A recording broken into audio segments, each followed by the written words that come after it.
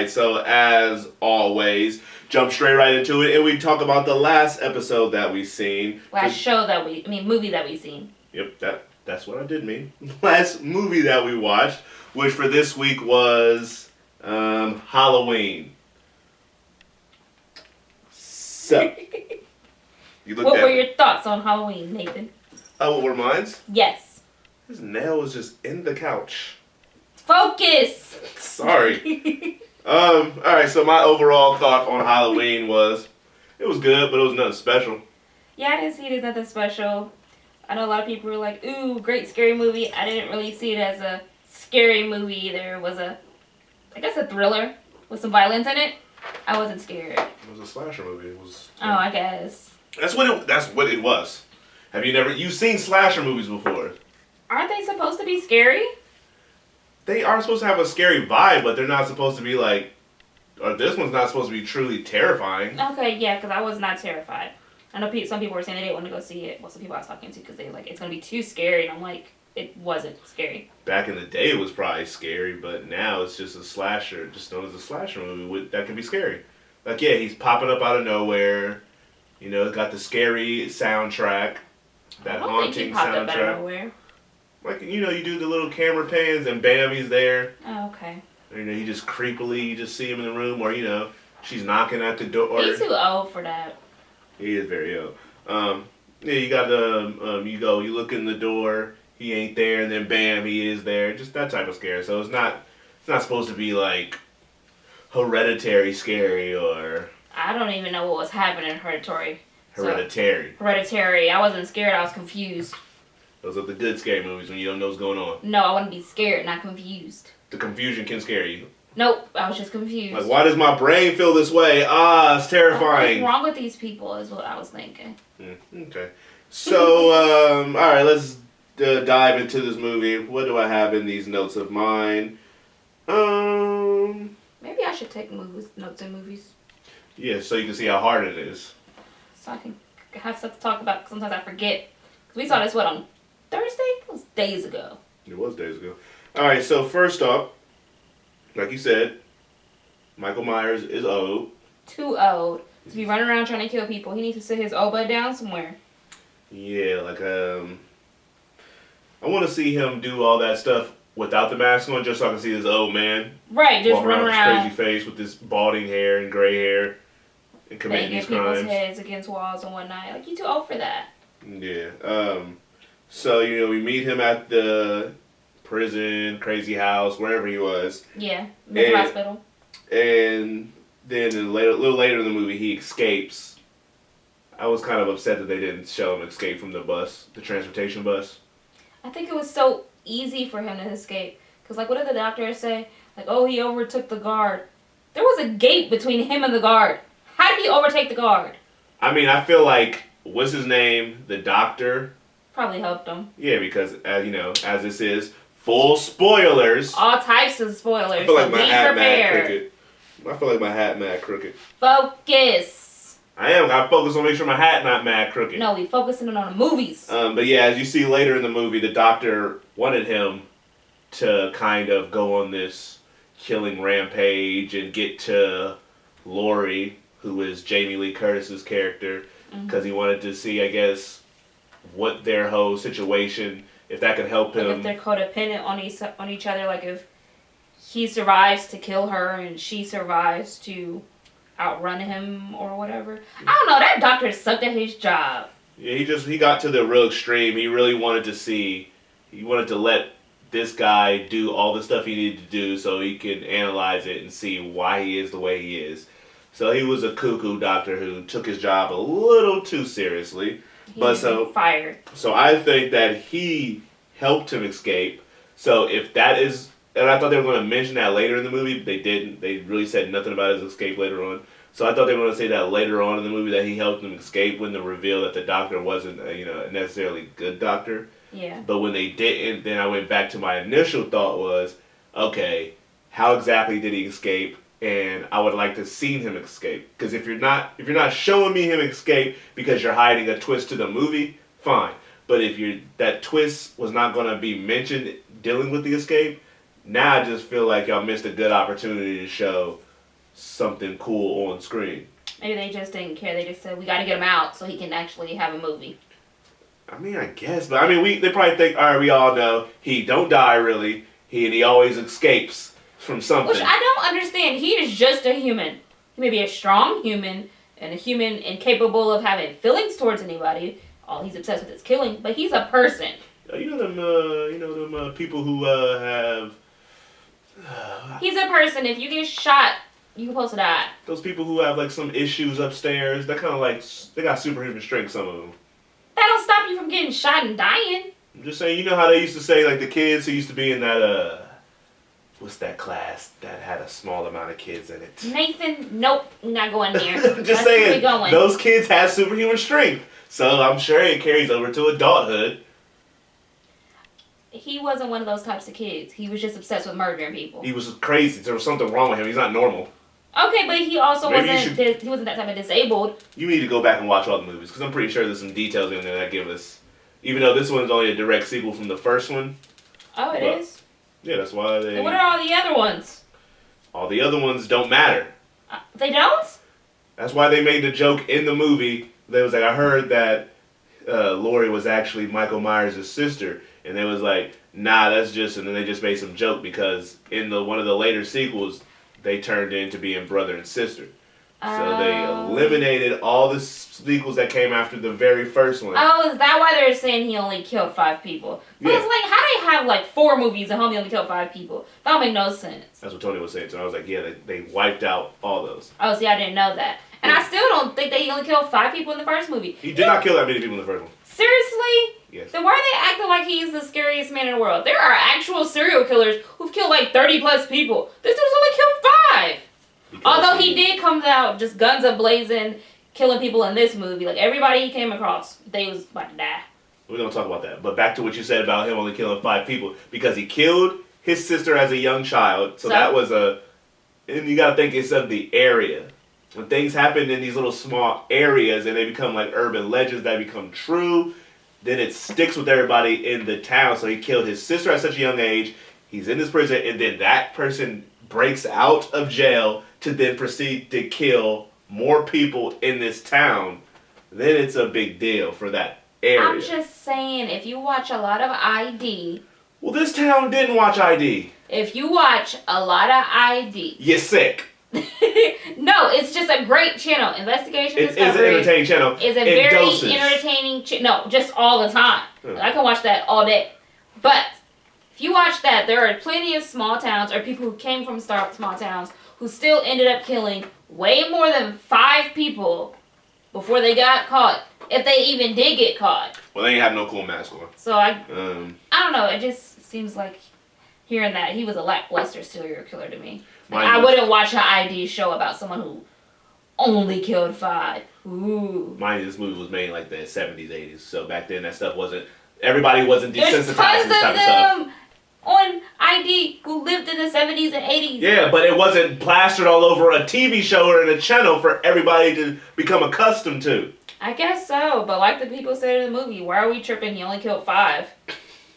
Alright, so when we see the bus that Michael escaped from, and we see all those other felons and whatnot walking around. They're not all felons. I think some of them were just crazy too. Yeah, some crazies. Whatever they are.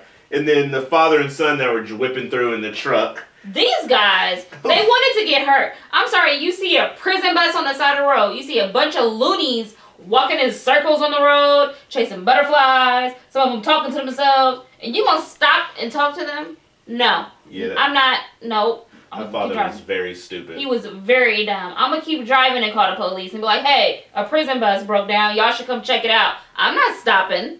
He was stupid. So that's just basically telling the audience, we just want somebody to get killed. We want a reason for his dumb little son to get out of the car as well, to see dead bodies, and then go on with the movie. I'm surprised that was the only kid that got killed in this movie. Yeah, the little black kid survived because... He did, which was kind of cool. This movie ain't racist. Ain't nobody black that hit it. Yeah, because there was not many black people in this movie. Like, when he was walking down the street and he saw that black lady getting in the car, he looked at her, but he didn't go get her. Yeah, and then he went and killed the white lady because this movie isn't racist. Shout out to Danny McBride, who was one of the writers in this movie. Because, usually in a scary movie, black people are the first to go. Not in Hellfest. I didn't see that movie. The black girl lived all the way to the end. Good job. But I didn't see that. You didn't miss anything. Alright, when Michael makes his first kill, he shows that his very old age hasn't slowed him down at all. He still has super strength. How is he moved this at the strong? same I don't speed. understand. Like when he was in the bathroom and he was just throwing that one dude Right, all just around knocking him that up bathroom. against the wall. He still got that young man freak strength. But I still don't understand how, because in the hospital that he He's was crazy. in. But in the hospital that he was in, it's not like they gave him any equipment to work out with. He was chained to a thing on the floor, so I'm pretty sure he couldn't do good push-ups or whatever to get his strength. How is he retaining his strength? His muscles should have. He's I can't crazy. think of the word. Letting you know. That's why he's That called the doesn't mean shape. anything. He's not normal. You gotta do something to have muscles. He's not normal. You still He's the have shape. to do some type of physical activity to have muscles. And that one girl, when the girl he killed in the bathroom, when she just, realized that, she was in a bad predicament and she started crawling under the stalls. Yeah, like, I she don't was about know to if that escape one was it. gonna work either. You saw him literally open the door to those stalls. Exactly. Couldn't open the door to your stall, so your only idea to escape is crawl ones under that the he can open. stalls. That was funny. She should have tried to run more when he was banging the dude up against the wall. She just sat on the floor and held the thing. She should have took off. That was her perfect time to leave. Exactly, because he was really into bashing that guy's skull in. But speaking of... And why... Hold on. Gas station. Why was that the only gas station that they stopped in to use the bathroom? That gas station was disgusting. All gas station bathrooms are nasty. Not that bad. I've seen some that were not that bad. That was horrible. What are you going to take your chances if you really... You of all people, you going to take your chances I wouldn't have if you stopped at that gas station. Nope. I would not have stopped at that gas station. I would have found a restaurant. I'm going to hold it till we go somewhere else because that gas station was You clearly saw where they were at, the area they were in. There wasn't nice restaurants and luxury gas stations floating around. True, but that one was gross. Excuse me, they were practically in the middle of nowhere. He killed 5 people in that gas station. Yeah, that's what I'm saying. I was about to say, he came out just ready to go. Yeah, he was mad. He was looking for his mask. But that reminds me what I'm about to say. So in this movie, there was not a lot, but there was some characters that were definitely, you could tell, were just thrown in the movie to be killed. And I don't have a problem with that unless you don't really show them get killed. So if you're just literally showing me alright, there's a dead body laying over there, body laying over there, but you're not showing me him actually kill these people some of the time, that's when it gets annoying. Because the 2 people in the gas station that they didn't show him, that we didn't see him kill. We might have did he show? No, they didn't show him, but the guy on the ground whose pants he took, he was just laying in blood. The guy at the cash register, we saw that his jaw was gone and his teeth was gone. That was about it. And then he dropped the teeth over in the bathroom. Those were fine, I guess, at the beginning, because we saw the jaw. That's like a moment. You saw that he's still crazy, what he can do to some person. That's fine. The guy with the pants, that needed to be shown because you saw him take his pants, or that he just did that to get his clothes and he's crazy. But those journalists, I know they were the ones who had his mask, but that was a really just poor explanation. It was really just forced them to have the mask. It wasn't no logical thing. So they were just there for him to get the mask. And how did he know to find them at his... I guess he saw them at the graveyard. How did he know to find them there? And how did he know to follow them to the gas station? Because they drove all the way to the gas station. He just walked the whole way and watched them go to the gas station? I think he drove. Who, Michael? I think so. I thought they showed him drove with something. I forget what it was. I didn't see him drive at all in this movie. Not him drive himself. I think he was riding in something, if I'm not mistaken. I didn't see that at all. I can't remember exactly what it was, but I thought they hinted that he came with this or something. Mm-hmm. But later on in the movie, when we meet the one girl's friends, who ended up babysitting the little kid, and her boyfriend, they were really pointless. They were just to show that he still kills babysitters. That made no sense. When he just walked in that one lady's house, killed her, went on about his day. When he walked in that other lady's house, killed her, went on about his day. Right. These poor old ladies. So there was just a lot of more characters than I thought that they were just thrown in there for him to kill, and that's fine. That's supposed to be entertaining for slasher movies. But if you don't show him kill these people in a cool way, then it just becomes like kind of pointless. All right, so we already talked about, or we mentioned that one little black kid who was being babysat by the now dead babysitter, and he was a funny inclusion, and he showed what Danny McBride. You know who Danny McBride is, right? He sounds so familiar. Yeah, guy has like curly hair. Remember that show Vice Principals that I watched? Yeah, okay, I knew that was him. I knew it. Oh, I'm so smart. So yeah, and he, What was he doing? He helped write the movie. Why? That's why when they announced it, it was so interesting. Like, wait, the Danny McBride who does like Eastbound and Down, This Is the Comedies. End, Pineapple Express, all these funny movies. He's gonna write this horror movie with his boy David Gordon Green, I think his name. Yeah, so the fact that they were doing it made it interesting. So that's why I'm saying, like... So I'm guessing that's where the little kids' comedy came in from. Yeah, that's where... They were also fans of, you know, the franchise, and they wanted to bring it back to its, you know, its good graces and whatnot. But yeah, so it was nice to see that kid being funny. You can see where Danny McBride's inclusion came in and how he put his stamp on the movie when it comes to humor. Because I didn't want this movie to be too overly funny. But if he, such a funny person, was going to be involved with the writing of the movie... There should have been something funny in it. Right, so I think it had just enough, and that kid brought enough laughs for me, so I was good with that. And that kid was smart. Yeah, he was smart. He's like, I'm gone. Right, I'm not staying to help y'all. What am I going to do? And he even told the boyfriend, like, you going to die if you go up there. Yeah, and he was right. He wasn't right, because that kid didn't even make it up there before he died. True, but then also, he tried to tell the girl, too, he was like... babysitter girl, whatever her name was, don't go up there, send your boyfriend. She ain't want to listen, she ended up dead. Black people are always smart. She should have listened and went running with the little boy. Alright, so I've been talking about, or saying how the kills were basically hinting that they weren't the greatest in this movie, by any means. But my favorite kill was when he stomped that doctor's head outside of the car when they were on the way to Lori's house. Yeah. I think that doctor felt stupid. He stomped his head. Like, Stomped his head in the crazy. doctor took his mask and put it on. He wanted to be just as crazy. I'm like, this doctor has lost his mind. I was very terrified when he put that mask on. I was like, I don't like where this movie's about to go. I thought he was about to start becoming Michael Myers. I was like, nope. I'm not trying to see this. But I bet he felt real dumb because, like, he saved Michael. He killed the police officer for him. He put him in the car and drove him to Lori's house. Well, almost to Lori's house because they didn't make it. And on the way there, what does Michael do? Attack him and kill him and stump his head in. I'm pretty sure that doctor was like, I could have sworn we were going to be on the same side here. I thought you would have some type of compassion for me because I have compassion for you and I'm letting you kill. Nope. I even put you in the back seat with the granddaughter of your person that you're obsessed with killing. Nope. Michael still didn't give 2 F's and killed him as soon as he got the chance. I say clearly he didn't want that girl dead because he could have killed her. He could have. I think we'll find out. Which in the is next really movie. random. Like, why didn't he try to kill her when he looked at her? I mean, when they were in the backseat together.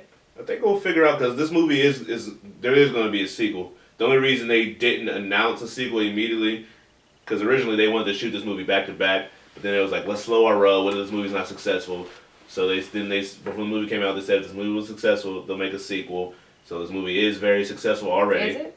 Yeah, it made like. I haven't looked at the official numbers, but it's around like $70 million this opening weekend. It only cost like a lot. Around $10 million or less to make because Blumhouse did this, and all their movies are very, very cheap to make. That's why they're so profitable. Yeah, that comes to the part of the movie when we come to the end, where Laurie and company trap Michael down in that basement, and because there's a sequel, clearly he's not dead. Yeah, they set it on fire. They leave the house. They set the whole house on fire. Leave the house. Leave him trapped down there. Drive away. Assume that he's dead. He's just staring at us or staring at them as they think they got him caught. And then they come back. They show that area again. He's not there. He's not even in the basement when it's on fire. But they're still assuming that it's dead. No, but then he was nowhere near in that basement. Yeah, he's probably trying to say that he moved around or something. They were still just trying to tell us that he's most likely dead. But then, of course, after the credits, he's just breathing, which insinuates that he's still alive. Yeah, because we didn't stay for that. I just read about it. That's like, why. if they really wanted me to think he was dead, they could have showed him, like, flailing around the basement in the fire. He's crazy. He probably wouldn't even flail around in a fire. He's not human. Well, then they still could have showed him standing in the fire, because they, like, showed the different parts of the house being on fire, and then they went back to showing you the basement.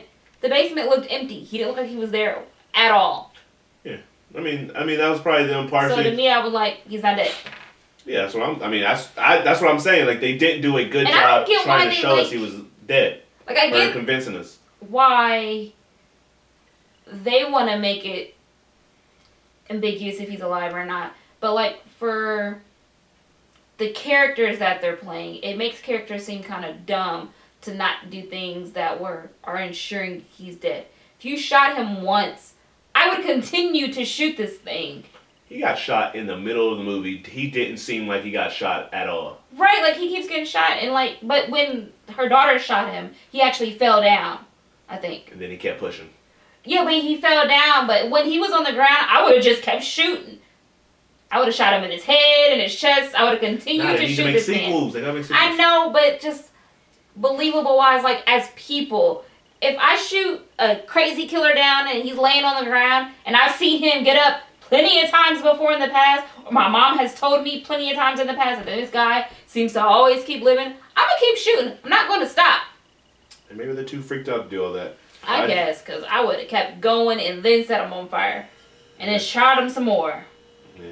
Well, like you're saying, like, they should have made it seem, they should have tried harder to make it seem like he was dead. Even though we know he's not dead. We know they're going to try to make a sequel if we didn't officially already know it. Just do a better job at that. And that leads me to my next point. This movie really felt like a part one of a multi-part franchise. It didn't feel like it was meant to be by itself. Because just how the movie ended, it ended on a way like it ended too abruptly for it not to go on in another part. Like, they set the house on fire, riding in the back of the truck, movie's off. Like, it's just like, it's not even a chance for them to, like, give their own little sentiments about what happened. The mom and the daughter didn't freak out about the husband / father being dead. He's just dead in the house on fire too, huh? Yeah. So, the fact that they show no real feeling towards that. Nope, he's just gone. Like, I get it, you're trying to deal with this crazy guy who's trying to kill you, but then after you think he's dead, like, after you set the house on fire and you're walking out, or even in the truck. Your husband, your dad, is gone. Like, show them, like, shed some tears about what just happened and then mention his name, just something along those lines. But the fact the movie just ended real abruptly makes me think that they're thinking, all right, we got a whole nother movie where we can touch on this other stuff. We already at the hour and 40-minute mark. If they would have to say something about it, because you can't just kill the dad, can't just kill the father, can't just kill the husband. Why not? Then have these characters be believable and not speak on it. That would be dumb. He wasn't that memorable character anyway. Yeah, but at least he has to be mentioned. What else? I already mentioned some characters felt like they were just put in the story to be killed. You know who Judy Greer is, right? Nope. She played the mom. Oh, yeah. So you've seen her in movies like Jurassic World, Yep. Ant-Man. Yes. When they were showing her in the movie, because I think she's a good actress, but I feel like she keeps getting these roles where she plays a character that's kind of almost pointless. Like, she gets to do nothing really in the movie. Like, she gets these big movies to get a character that doesn't do anything. So, like, in Jurassic World, that's a big movie. She was only in there for the beginning, really. She didn't really matter. In Ant-Man, she was Scott Lang's ex-wife. She everybody's baby mama. So she had that role. Wasn't big, but it was in a big movie. This movie, I just thought she was going to be the daughter of Laurie, the mom of the teenager, and that she wasn't going to have do anything major in the movie. So at the end, where she was saying those corny lines, shooting Michael, I was like, okay, finally, you were able to do a role that actually gives you something fun to do, and not just be pointless and picking up these checks. But I can't be mad at somebody picking up checks. Right, she's just trying to pick up checks. Well, let's see, did I already mention that? I already mentioned Danny McBride. Yeah, so, I mean, all in all, I just thought this movie was enjoyable, it was fun to watch, but I expected it to be more, original.